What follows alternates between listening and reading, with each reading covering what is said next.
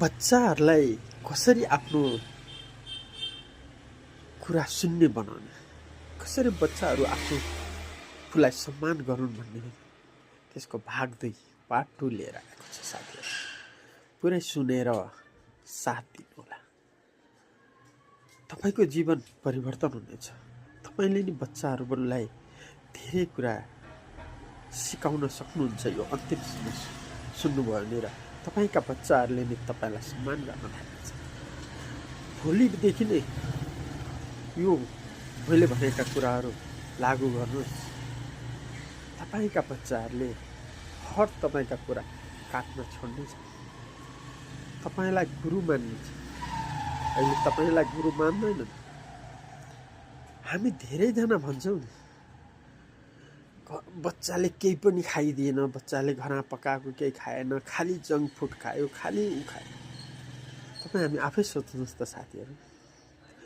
सोच्नुहोस्, तपाईलाई मैले भन्दैछु, तपाईको बच्चा 8 महिना हुन नपाउँदै कहिले चिजबल खान्छ भनेर चिजबल किनेर खुवाउने तपाईँ हामी नै होइन र?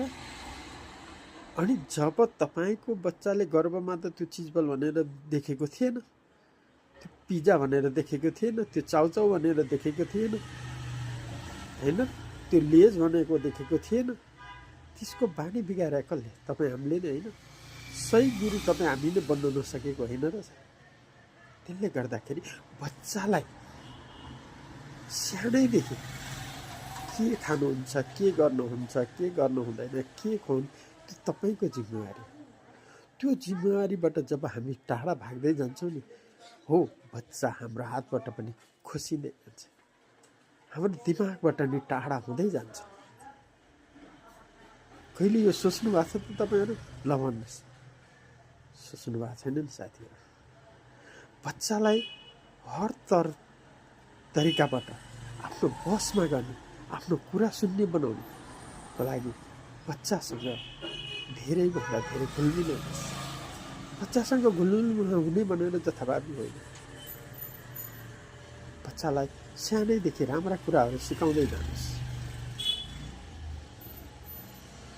ती सानैदेखि राम्रा कुराहरू सिकाउँदै जानुहोस्। ती राम्रा कुराहरूले बच्चाको दिमागमा परोस्। हो, मेरो आमा बाउले